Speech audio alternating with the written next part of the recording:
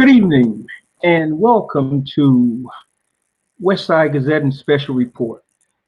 I am indeed honored to, first of all, be able to sit here in my kitchen and allow you to look at some of my medicine behind me and to join us in this much needed conversation. I am somewhat honored because of this opportunity. Things seem to involve, or should I say, evolve into things that we have no control over. But I am grateful for this opportunity.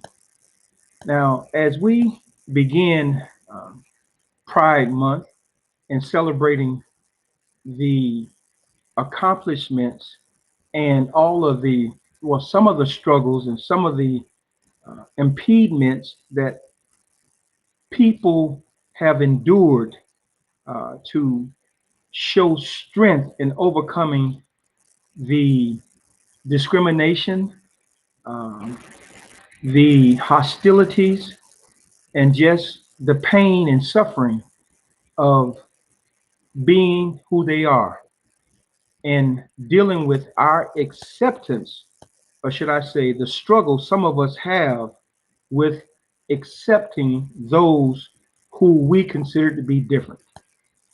I am proud to, I'm not sure what's happening. It seems that okay, I'm here. I just had a glitch in my computer. I am proud again to say that it's an honor for me to be able to engage in this conversation along with my co-host. My co-host is Mr. Dion Jefferson. Dion is from Ohio. He's a Buckeye. He's a graduate of Central State University, one of the phenomenal HBCUs. He has been featured in several magazines covering everything from bridal showers to LGBT events, and he has appeared on the Emmy Award-winning show Undercover Boss. So please help me welcome my co-host Dion to the platform. Thank you so much for that, Mr. Bobby. I Did I? appreciate that. Thank you for having me today. No, man, thank you. It's an honor, Dion. First of all, thank you for joining the West Side Gazette and our family as you cover your stories and as you present to our readers different facets of what you do. So I should be thanking you. We should be thanking you, Dion. It's totally mutual. I love what you guys do. I Mhm. love the fact that it's a family atmosphere. So I saw that and I just want to be a part. So thank you. Yeah, no, thank you. All Yeah, right, Dion. Now, we getting ready to have a good time, a but great time. Yeah. yeah, you have a good time. Before we do that, Ariel, can you give us a little music, please?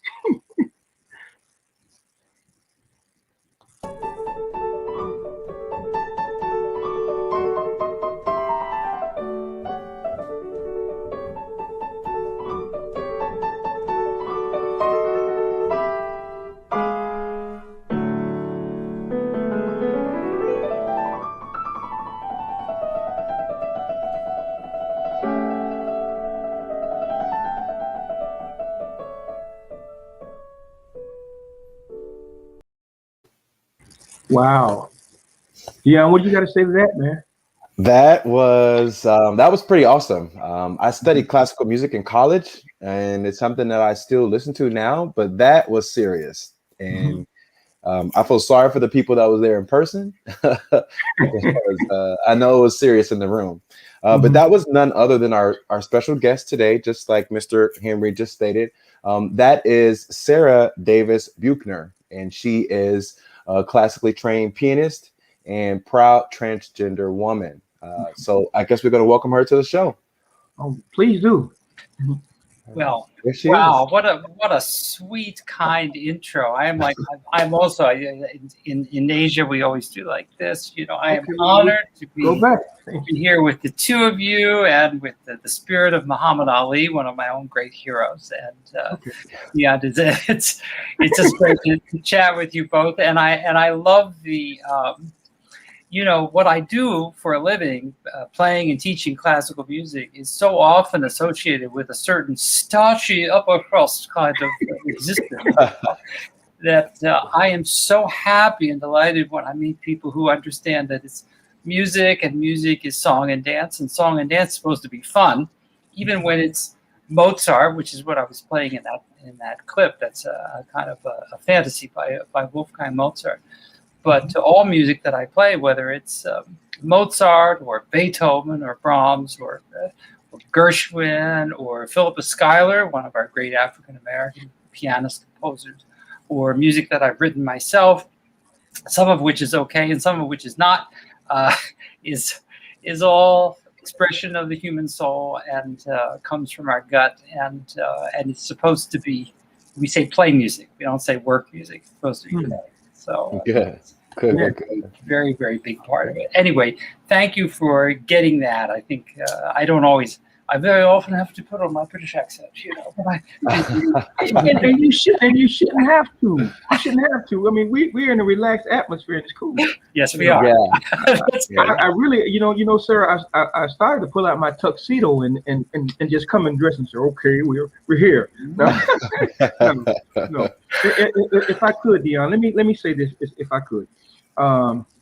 This whole concept, this whole thought, this whole setting, if you will, revolves around my friendship with William Riedel, and I must say that William contacted me almost a month ago, and he mentioned you, Sarah, because of some work that he's doing, you know, and so I said, well, man, William, really, do you think it's possible that, you know, the West Side Gazette, this community newspaper, this Black community newspaper, would be able to interview such a world-renowned artist as Sara Davis Buechner?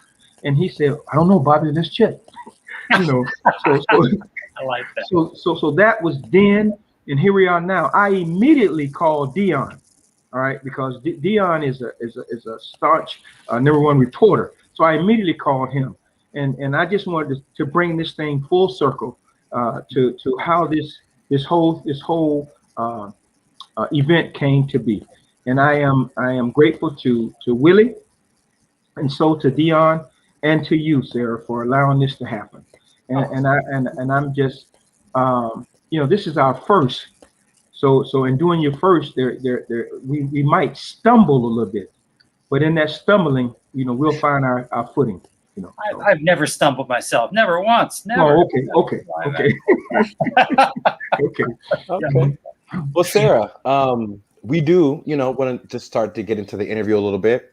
So we know that you are this, pretty much this awesome pianist. So we want to know a little bit about your background, because there's a lot we want to get into, but we want to know first about like how you grew up, things of that nature.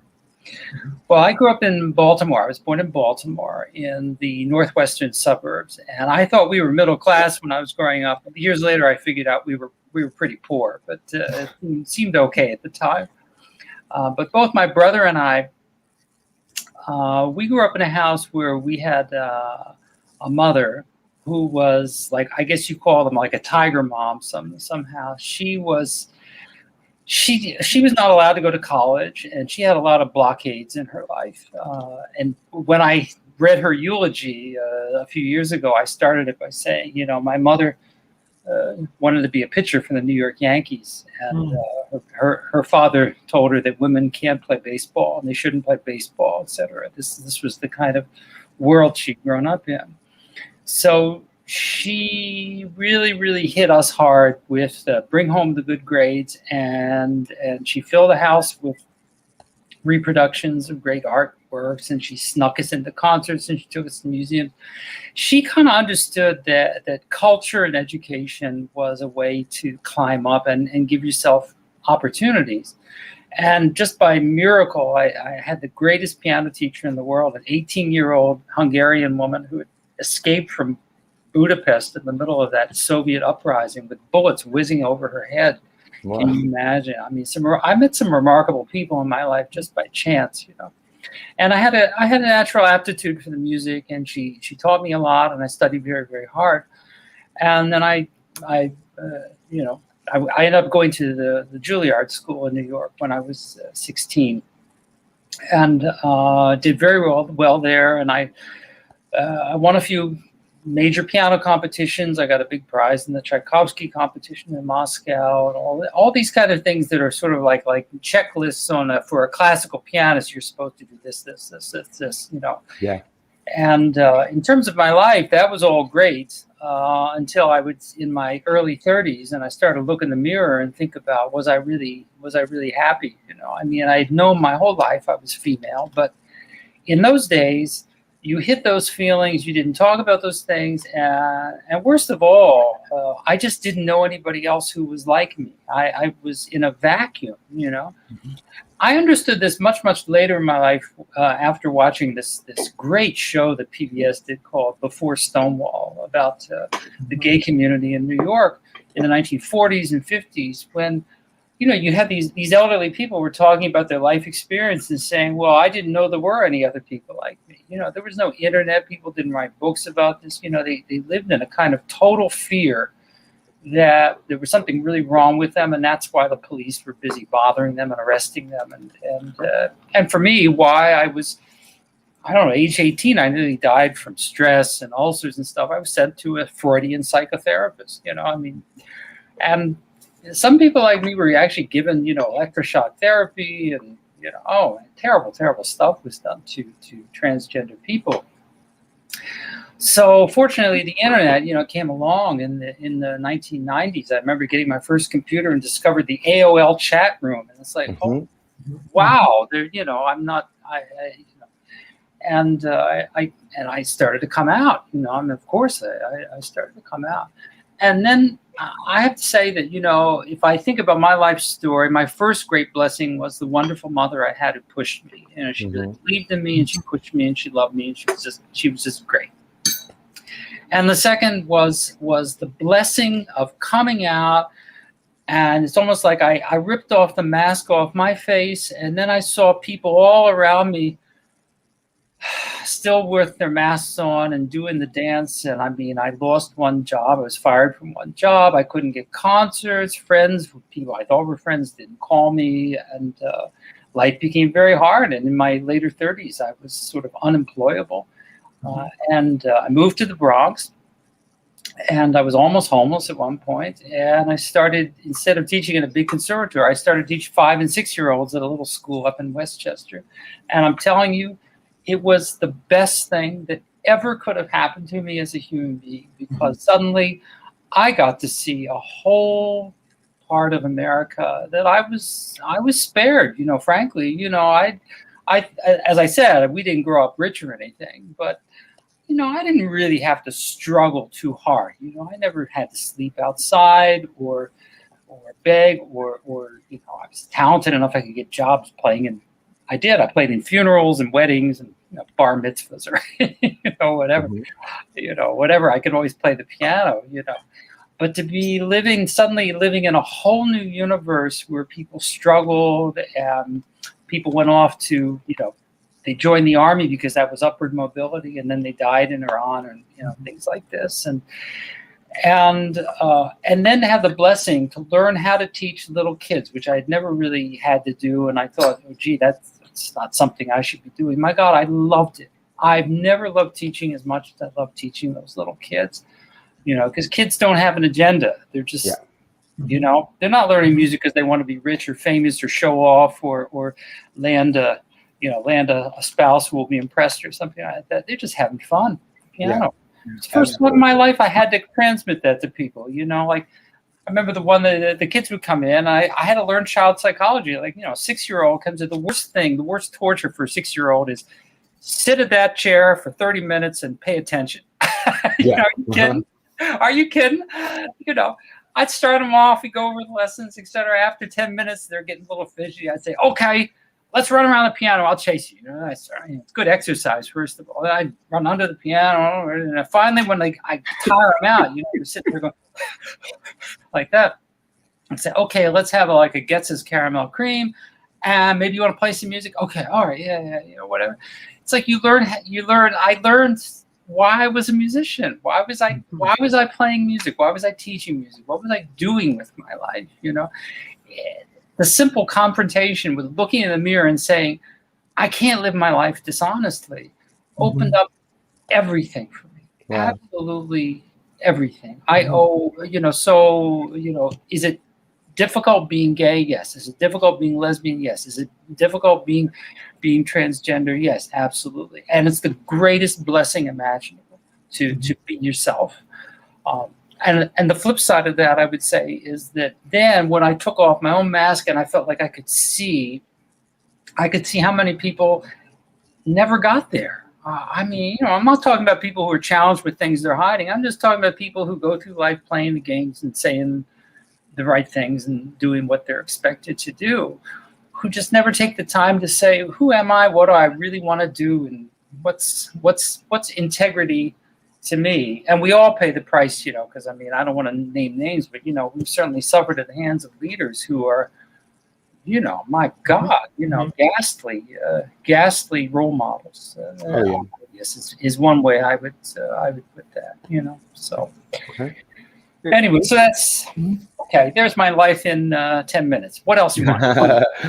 Thank you. Thank you for sharing that with us. No, I really wanted to know more. Like, I read a lot of articles about you, even on your website.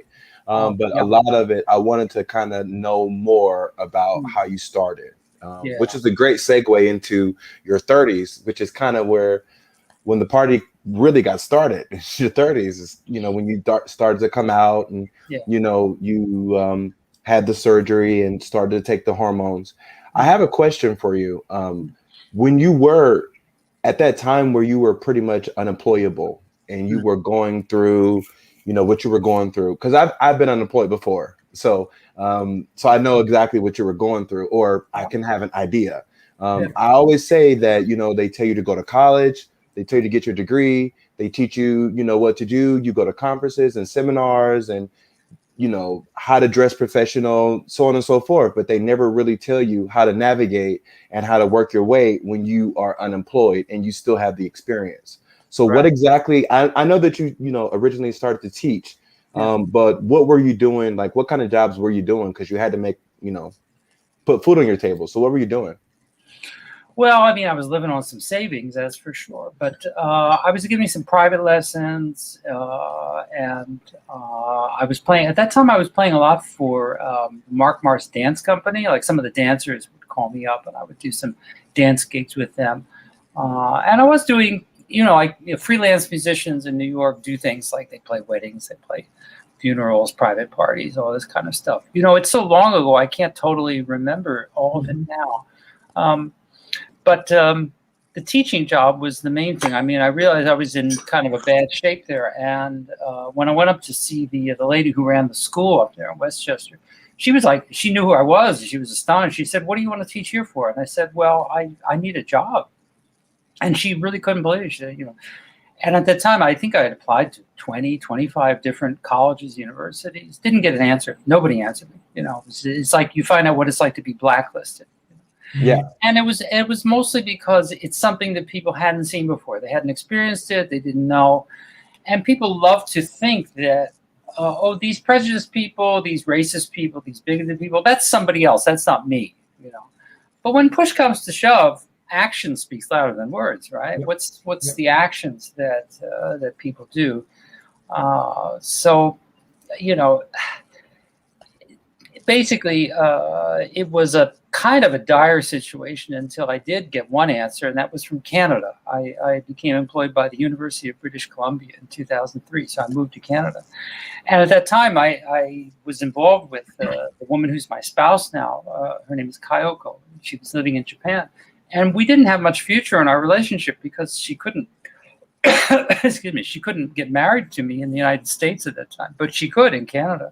Canada was well ahead of us in terms of their civil rights laws. So I moved to Canada and she joined me there. We got married there. And once I crossed the border, it went to a country where I really hadn't done much playing. People didn't know me very well. I had lots of concerts. I had a good teaching job. Life was just fine in Vancouver. I could have still been there today, but I always wanted to come back to the United States, especially the East Coast. I feel like my roots are here. I lived in the Bronx. I love Baltimore. I really love Philly. It's a fabulous town. That's not to say it's not a very challenged town, and especially in this last year of truth and reckoning, I guess is one way to put it. I have to tell you that nothing has really depressed me more than the night we had rioting on our street. And I remembered as a child seeing that same rioting on the evening when Martin Luther King was assassinated. And I thought, in 50 years, what have we done? Almost nothing. I mean, we have come so little distance, maybe if any distance at all, and it's incredibly sad to me. There are areas of Philadelphia you walk through it looks like you're walking through bombed out Berlin, and you can't believe that this country could ever tolerate this kind of discrepancy between people who, I don't know, they have boats and how many cars and television and all the rest of it, and people who, I think back to my own childhood and think, if I didn't have that mother and that teacher, where would I be today? Well, I walked through those kind of neighborhoods in Philly, and I think these people had to have 3,000 strikes against them from birth. And what is our country doing for them? What is our moral obligation to do here? And thank God some people are getting woken up to it, but this is going to need intense work. And part of me was like kind of stunned. It was like, I was 8 years old when that happened in 1968. Now I'm 61, and I never expected to see that again in my lifetime. We all like to think we've come a long, long way. Have we really? I mean, we got a long way to go. A long, long, long way to go. I got a little sidetracked there, but that's okay. You brought up a couple of things. You hit on a couple of points. Let me ask you this. First of all, the renowned photojournalist, and excuse me if I mispronounce her name, but it's Kate Lawson. Help me pronounce that name. We were talking about her earlier. It's Catherine Lawson. Yeah. Oh, Catherine Lawson. Yeah. Yeah. Have you ever met her? Did you ever do any photo shoots with her? Were you? No. Okay. No. Okay. Now let me step up a little bit. Okay. Talking about the unrest, the violence, all of this stuff that we're dealing with now, and here I think the count is up to maybe 48 transgender people have been killed thus far this year. Sure. Have you experienced any physical? And I don't, if it brings back bad memories, don't discuss it. But has your life ever been in jeopardy to a point where you were fearful? I did have one incident just a few years after I transitioned. I went on a date with I dare say he was a very good-looking Italian gentleman, and he took me for a ride in his car after our nice dinner, and I started to feel so ill in my stomach and head that I realized that he had put something into the drink, and then he attempted to rape me in the car. And I had to jump out of the car. I kicked open the door with my foot and bit on a part of his anatomy that is not a place where most men like to be bitten. And that made him stop the car. And I literally jumped out of the car right before he got onto the East Side Highway of Manhattan. Now, if you had told me when I was, I don't know, a 16-year-old college student in Juilliard, can you ever foresee something like that happen? Are you kidding? I mean, yeah. Who has that happen to them? Well, just about every trans person I know, trans woman, I don't know, but a trans man I haven't talked to about that. And I'd be sort of curious to hear that as well, because basically what it is, it's this perception that people sometimes have that you're different and odd and unusual, so therefore you don't belong, and we're going to do something about it. And there are dangerous people out there, and I think the most dangerous situation where that exists is with transgender prisoners. You read about transgender women who are housed with men, and it's like, how can people be so brutal and clueless to do this to another human being, and how is it allowed to happen? We have so many issues like that to address, which all comes it just comes down to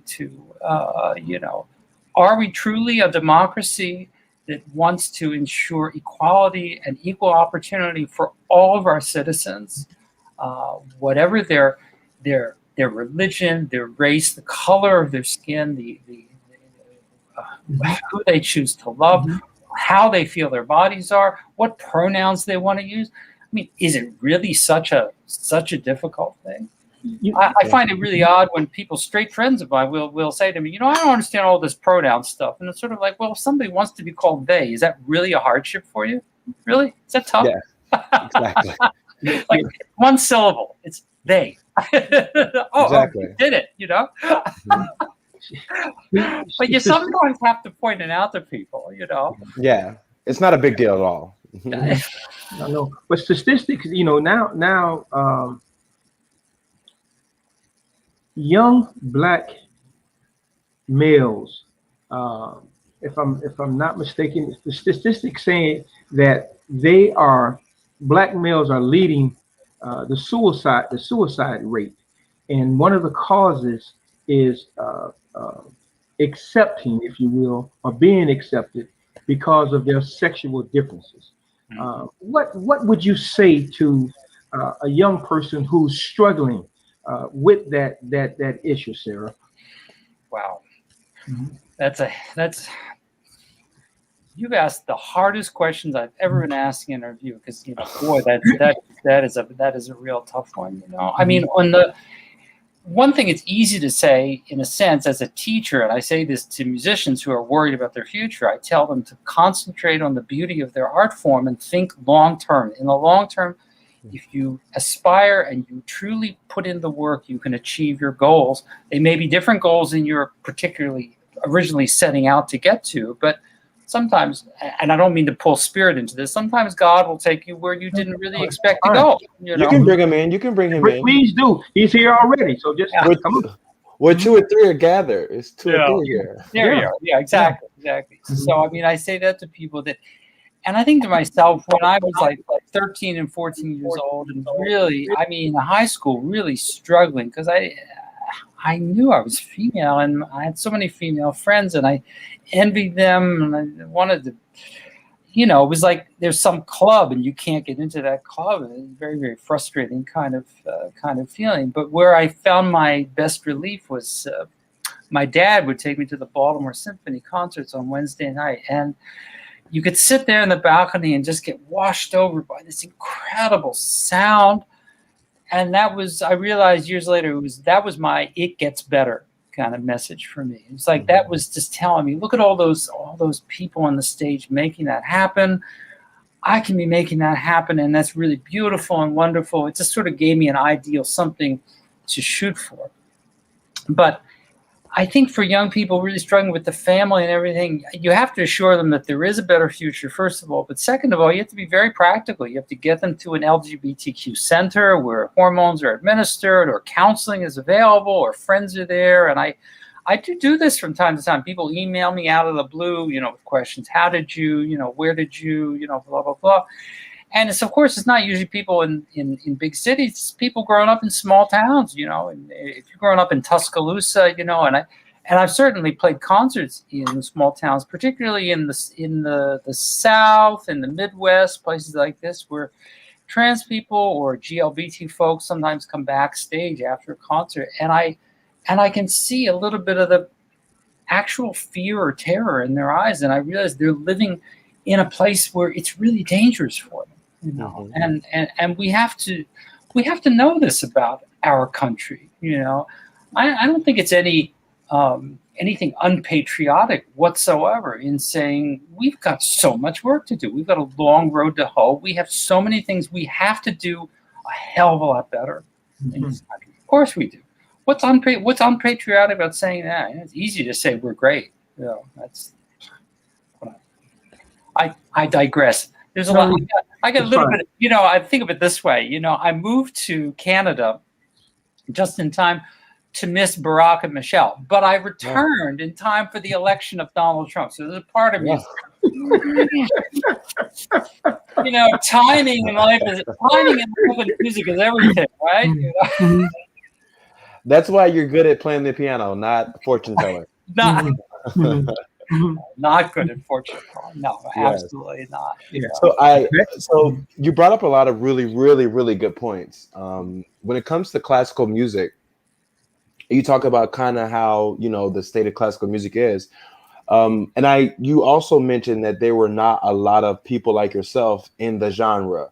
Yeah. So now that you have had this, kind of resurgence in your career, and you're Mhm. doing pretty well in Canada, and you're also doing pretty good here in America. Yeah. So I want to pretty much ask you, I guess, two questions. Have you discovered more artists like yourself? And then two, how has the classical world treated you since you've pretty much have shown your true authentic self? Mhm. Yeah, yes. Well, first of all, the first part of your question, absolutely. I see the young people. Young people coming up today, just they're mostly free of these kind of stereotypes and boxes that were so prevalent when I was growing up. Like, what's your religion? What's your, what's this? This. They're free of that, and they're very open about if they're LGBTQ. And I've met a couple of young transgender musicians as well. I haven't really met a pianist. Well, no. I take that back. I do know one a young transgender pianist who's in Toronto, in Canada. Of course, we're a very small part of the population, so you're not going Yeah. to meet tons. But young people today, they could care less. That means nothing to them. It's like, how well do you play the piano? That's what they really care about, and that's Yeah. that's a wonderful development. And I'm actually I'm a little envious, more than a little, I'm very envious of those kids growing up in that kind of environment. The classical music business is by and large run by older, wealthier, and relentlessly white establishment. Mhm. And they too have been, fortunately, I think, thankfully, it's way past time, sort of rocked in the bucket, in the last year or two. And now you see most of the orchestras scrambling to embrace, they love the word diversity. I'm seeing diversity everywhere, right? And you have Yes. to use the word diversity, diversity, diversity, Well, I don't really feel so comfortable about the very people who created this situation where if you're a classical musician, you're supposed to play a lot of boring Bach and Beethoven for a lot of boring people. These are the people who made this world. Now they're going to tell me, oh, you have to play the Florence Price Concerto because we're speaking to diversity. Ah, When I think about diversity, I'll tell you what, a very frustrating story from, oh my goodness, around 2001. One of my dearest friends in this planet was an incredibly gifted, multi-gifted young man. His name was Nori Unke. He was from Nigeria. And Nori came to Brooklyn, and he had studied classical opera. He had a beautiful singing voice. He had a magnificent dancer's body. He also painted amazingly. And I remember one of his last performances, we went to see him. He gave a private performance where he danced and sang, and it was all about the World Trade Center bombing. And he had this Japanese style screen in the back depicting the humans jumping out of these buildings and flying upwards and being turned into birds or something. And he did all this with dance and song. Astounding. I said to people, this is like, this is the Franz Schubert of our time walking among us. And I had a pretty big concert manager at that time. And I brought the concert manager to see him. A show that I did at NYU, and he danced in white, some Portuguese things, he sang and all that sort of stuff. And the manager said, well, I don't know what to do with that. I wanted to kill him. It's like if Mozart walks in your office, you're going to say, I don't know what to do with that? Mhm. What kind of statement is that? What does that tell you? I really, and he died like 2 years later of stomach cancer, and he has a devoted coterie of friends, and there's some website things about him and so forth. He was a beautiful, amazing human being. But that episode, boy, that told me a hell of a lot about the classical music industry. That's like somebody, like you're running a bank and somebody comes in, I have $10 million to invest. And you say, well, I don't know. Really? Mhm. wow. Yeah. Like, really? It's a no-brainer. Yeah. No. Well said, Dion. Perfectly said.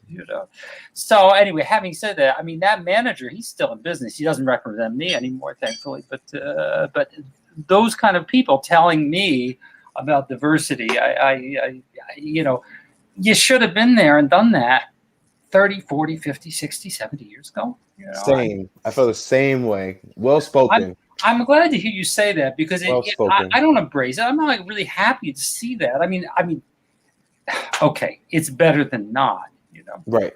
Yeah. But you know, the people saying it are the wrong people saying it. You know. Mm-hmm. Yeah. Don't use it like you're just checking off a. I used to work for a company, and we would have to hire models, and the models would come from Miami. So we would, set our quota. We would meet our quota. Like if we had 100 dresses that we need to photograph, we would say we're going to Miami and we're looking for 4 models, but make sure one of them is a Black model. So it was just like checking it off the list. Like, all right, let's go down there and see like who's cool and who fits the brand. No, they would say, hey, let's go down there and let's get, a couple models, just make sure one of them is Black, as if that was like checking it off the list. So I hate the word diversity. The wrong people are utilizing it as a crutch now. So I definitely understand what you're saying. Yeah, and I think a lot of those people are hoping this is something that lasts for a couple of concert seasons and then back to business as usual.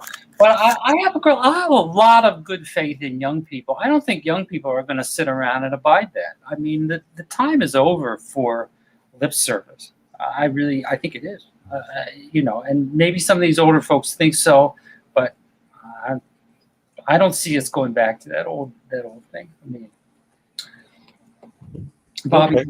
Bobby is asking something about the. Oh no, that was I'm sorry, that was intended for Ariel, and I put that in the chat box because before I make my statement, I wanted to make sure I had the name correct. But anyway, you talked about how people in that setting, the classical symphonic setting. I remember I was introduced to the symphony by way of Jackie, and I was trying to remember her name in the Fort Lauderdale Symphony. And I went to my second or third symphony, and Jacqueline Lober, that's her name. Yeah, I recognize that. And so this old person this older white person that sat behind me, he hit me, actually hit me, with the program, and so Sarah, I have not always been as cool as I am today. Did you hit him back? No, I didn't. No, I restrained myself with every piece of fiber in me. But Jackie was so alarmed over the fact that this gentleman did this to me, and I said, pardon my expression, shit hadn't changed, it's just that we have to be, I probably would have wound up going to jail had I really did what was necessary. But it's that type of atmosphere that still permeates itself. So I can say that Jackie and the Fort Lauderdale Symphony has created inroads, if you will, where students from the inner city have an opportunity to interact with the symphonic orchestra. And it has opened the door. So are you engaged in activities of that sort? I know you're coming to Fort Lauderdale, and I'm sure Dion is going to mention that. But have you engaged in that sort of teaching, opening the door, if you will? Well, I do the best I can because usually I'm a visiting artist, so I come for a very short time. But almost all my engagements the last couple of years, somebody's called me, usually from either a GLBTQ center or my favorite is sometimes high schools now have kind of programs with GLBTQ folks, and they ask me to come and talk to them, and I'll go and sit with the kids and tell them a little bit about my life and some of the obstacles that I face and so forth, and give them sort of like it's an important pep talk, this kind of thing. Yeah. Many years ago, before my transition, I was in a program that Xerox used to fund. They no longer fund it. I mean, things like this need to be done. They used to send us to play with an orchestra as a soloist, but we'd stay there like 2 weeks and we'd do outreach and we'd go and visit we had a program of talking and playing. We'd visit high schools and elementary schools. I played in a prison once, played in a couple of factories, places like this, which I thought was really, really fantastic, really good stuff. And somebody needs to pick up the ball and do that again. I don't know why Xerox just stopped funding that program.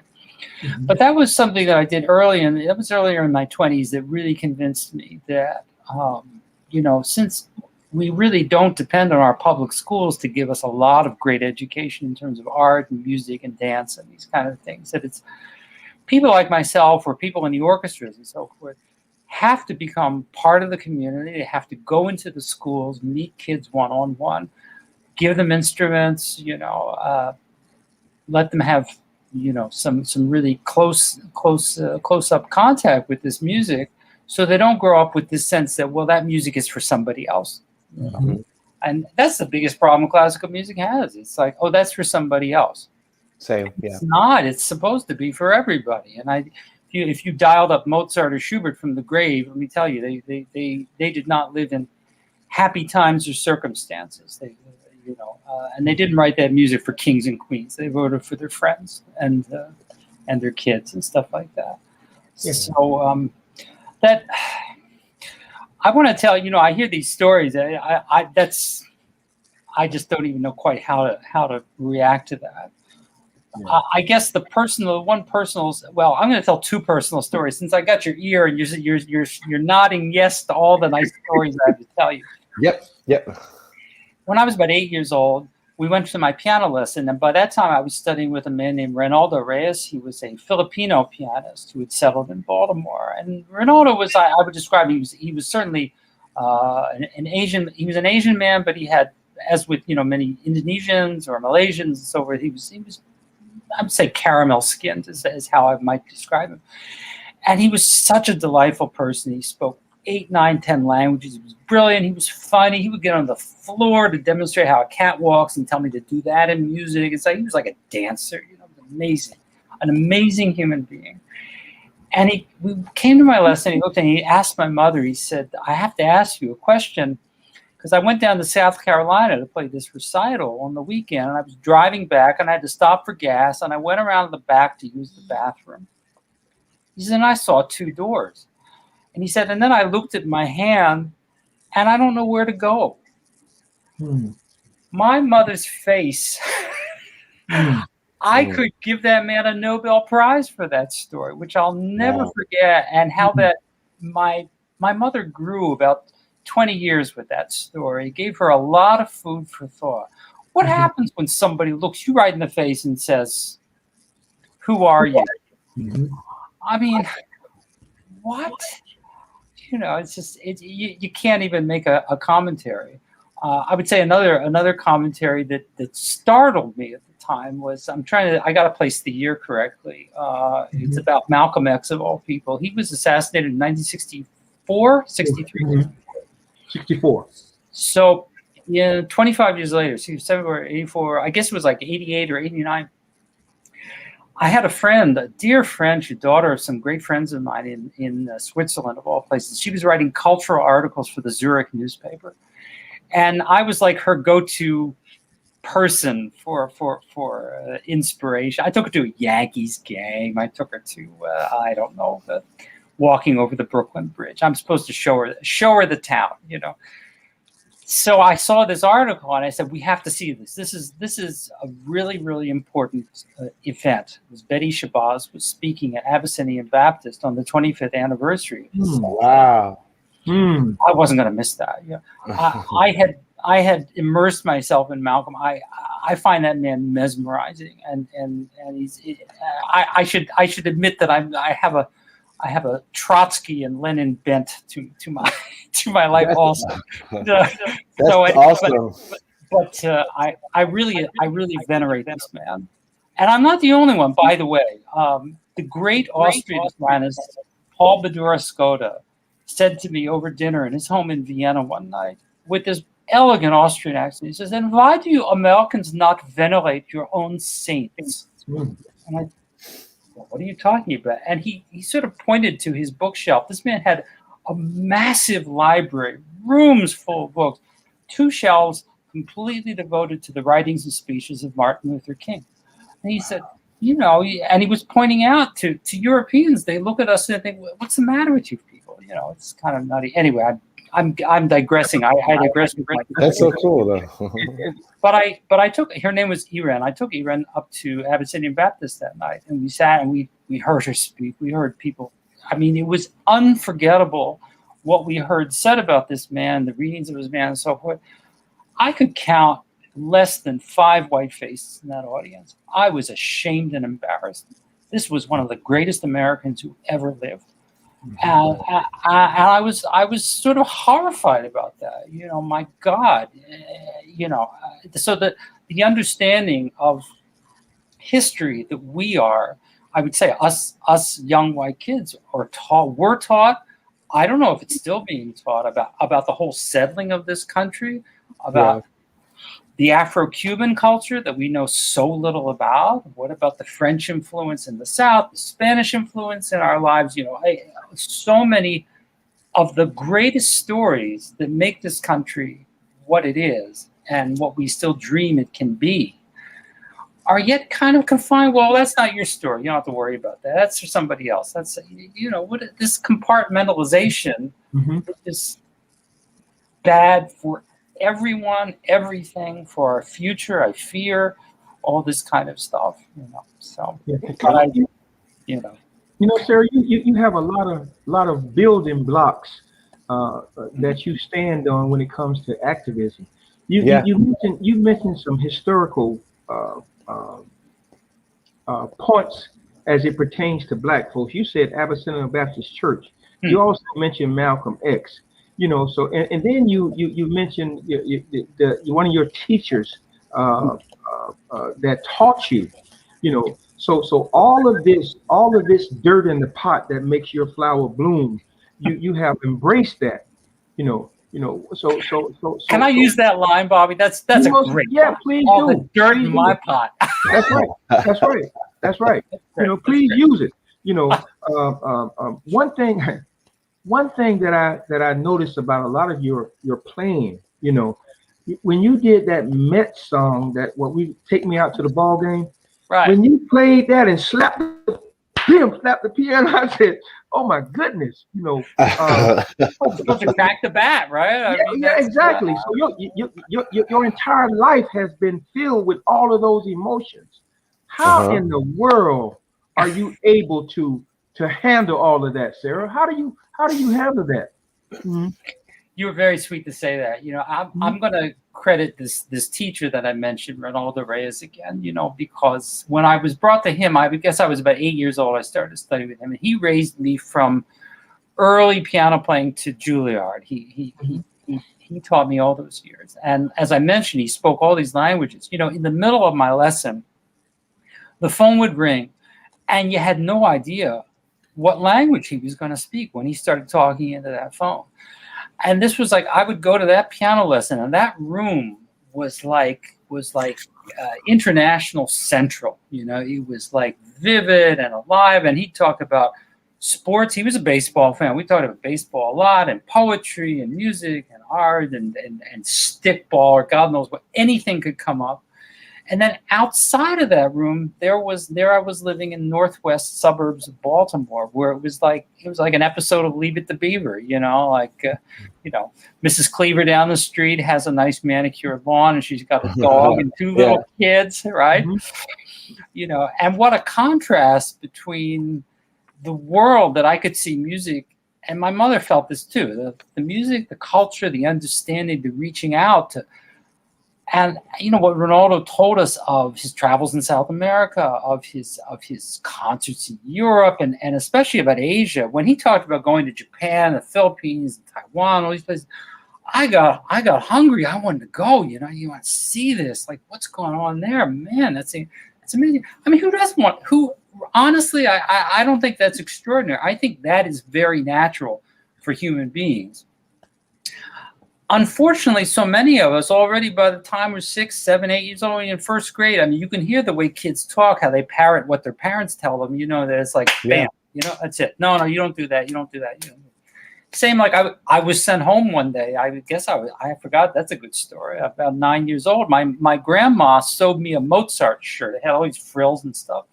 I wore it to school. I was so proud. I thought I looked like Mozart. The principal sent me home after I got beaten up a little bit. And he told my mother never to let me wear girls' clothing to school again. I mean, you know, what the hell were they thinking? You know, these people. And I don't like to think, I am kind of a religious person. I don't like to think that people are born bad. You know, it's like you buy milk at the store. It's not supposed to be bad. That's right. It might turn bad if you don't put it in the right environment, right? But I have but boy, do they learn. You know, kids learn very, very quickly what's around them, and if what they're told is you know, basically isolate, do this, do that. It's hard to break through those people later on, if at all. Cool. Well, I kind of want to get into you as, and Bobby was 100% correct. Even when you were speaking, like, I don't know whether him and I kind of realized the full extent of your, of you being such an advocate. You know, mentioned Abyssinia Church and things of that nature. But when I think about classical music, and when I think about just musicians in general, classical music is, if it's not for you, it's, you know, thought of to be boring, you know? Yeah. So naturally, sometimes they would think about classical artists having boring lives and boring influences. So who influenced you as an artist, besides like the regulars like Mozart and Beethoven, like in today's world? Who are some of the people you listen to kind of get your fire going? Well, first of all, you're looking at the squarest of the square here, because when I was 14, I was crazy about Benny Goodman. My grandma had some Benny Goodman records. You know, I was listening to those over and over and over. And then I saw, this is in the year 1974, Benny Goodman was playing with Charlie Christian and some other people at Wolf Trap in Washington. I begged my parents. My parents grew up, you know, they thought all that, you know, they thought big band music is square, dull, you know, Jesus Christ, you know. I'm so glad I forced them to take me. I'm like the only person my age who heard Benny Goodman live. I'm so proud of that. Wow, that's awesome. That was pretty lucky. But I didn't get that in a vacuum either. You know, as I said, we were pretty poor. We had a shelf of about 10 piano records, but maybe 20. Maybe there was more than that, because some of them were Errol Garner and Ella Fitzgerald. And I make my students watch videos of these people, because, you know, classical musicians, part of the reason classical musicians do get a bad rep is we learn a very well-defined musical style that is printed on the page, and we have to interpret all those marks that are on the page. That's the essence of what we do. We're recreating something that's hundreds and hundreds of years old. You know, the great jazz masters, they may be interpreting classic tunes and so forth, but they're bringing this immediacy of the on the spur of the moment experience to the music, you know. So when you see like Errol Garner, who never looks at his hands when he plays, I mean, he's in outer space. I don't know. Have you both seen videos of Errol Garner playing? He's in heaven. No. He's just you know, he's playing the most complicated licks down there, and his head is just bobbing around, and he's kind of like, with the lips, he's kind of, you know.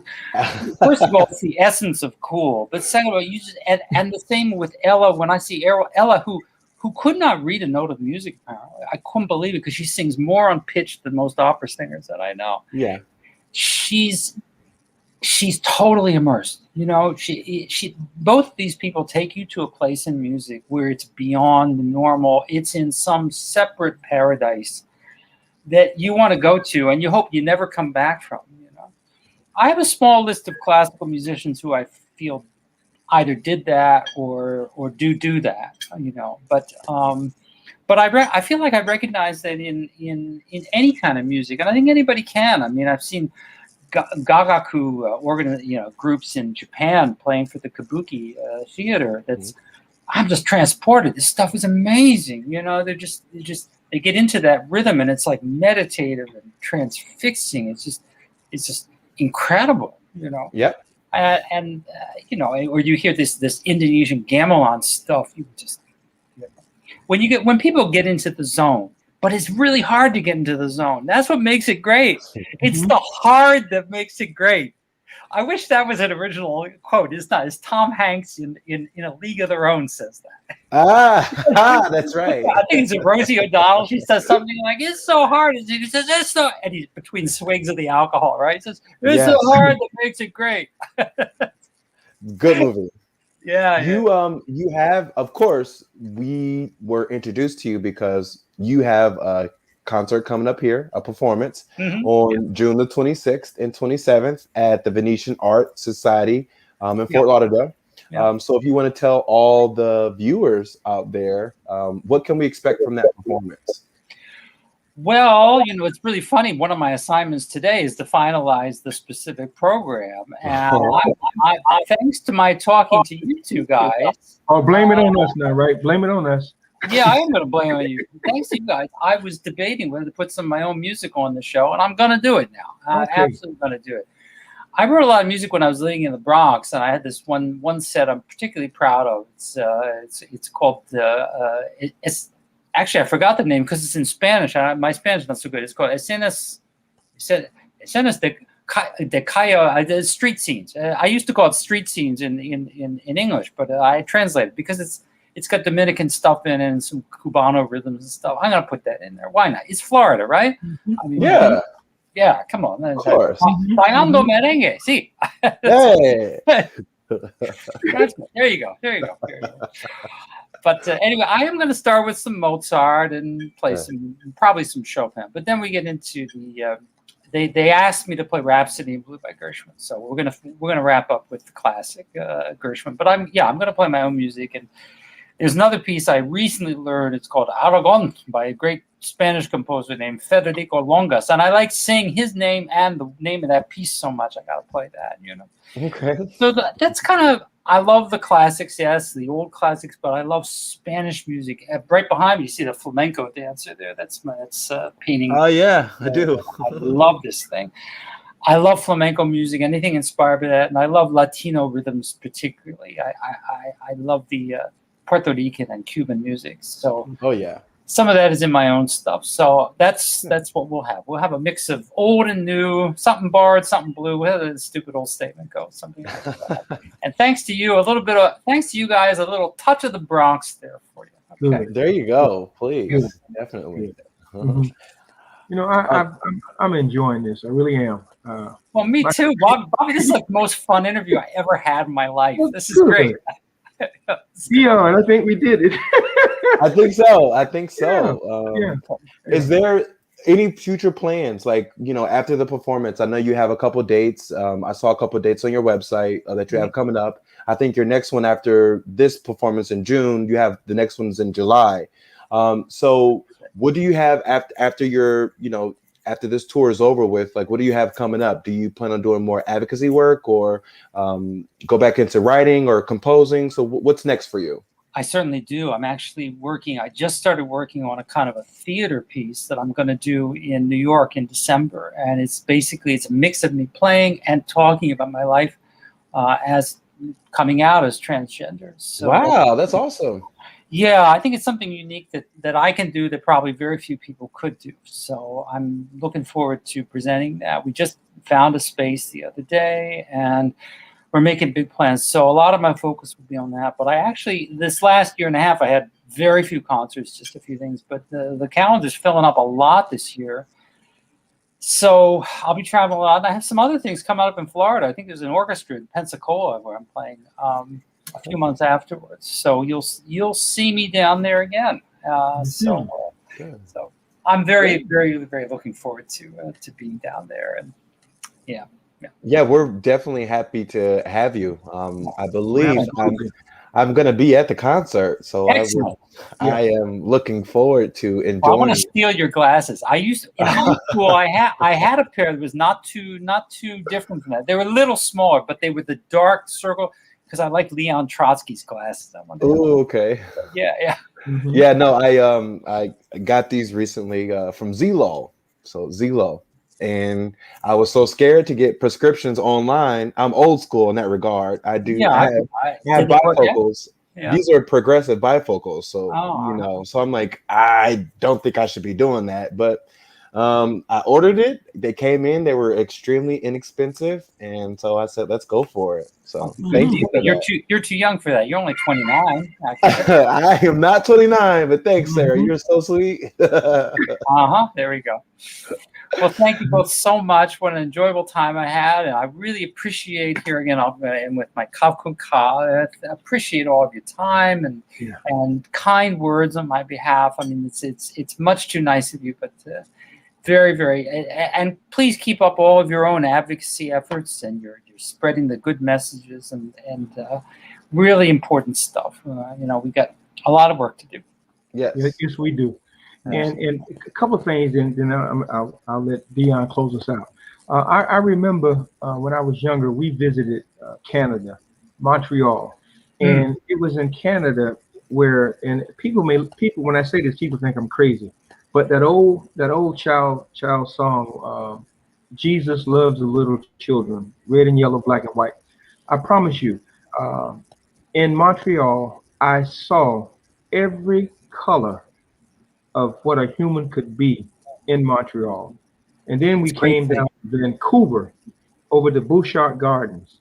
And I saw some of the I saw God's handiwork in a garden, so I've been moved. I've also grown to appreciate life as it unfolds and all the differences that we have as people. And you also said you made mention of a mask. So I'm reminded of Paul Lawrence Dunbar. We wear the mask that grins and lies. It hides our cheeks and shades our eyes. This debt we pay to human guile.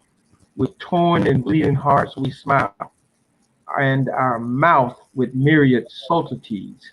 Why should the world be otherwise? In counting all our tears and sighs, nay, let them only see us while we wear the mask. We smile, but O great Christ, our cries to thee from tortured soul arise.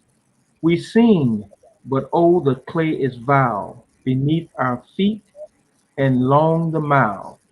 But let the world dream otherwise. We wear the mask.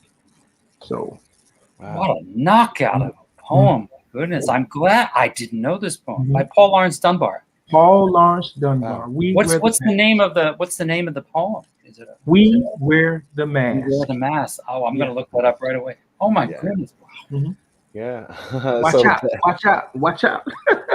that's awesome. That's Awesome. definitely awesome. Awesome. Yeah. Yeah. Oh my well, I Well, I'm looking forward to meeting you, Sarah. I'm looking forward to meeting you at the concert likewise, Bobby. with Dion. Likewise, Bobby. Yes. Okay, good. We'll go out and we'll have a nice glass of rum afterwards. All right. That'll work. Well, I'm a wine drinker, unless you got some aged rum, an old aged rum. All right, I'll bring a little aged rum and a few cigars. Okay. Oh, okay, great. Hey, Sarah, I'm gonna hold you to that. Yeah, That's We're gonna fine. hold you That's to that. fine. can be done. Well, Thank you Sarah, both it's so been much. a pleasure. It's been an Thank you so much. extreme pleasure to not interview you today, but just Yeah. interview you for Pride Month, because this is Thanks. definitely Pride Month. So thank you so much for taking Yeah. the time out. Thanks for being so attentive and so gracious and so nice with your time.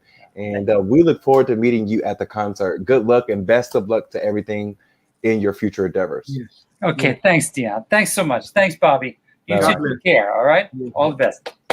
Okay. Mhm.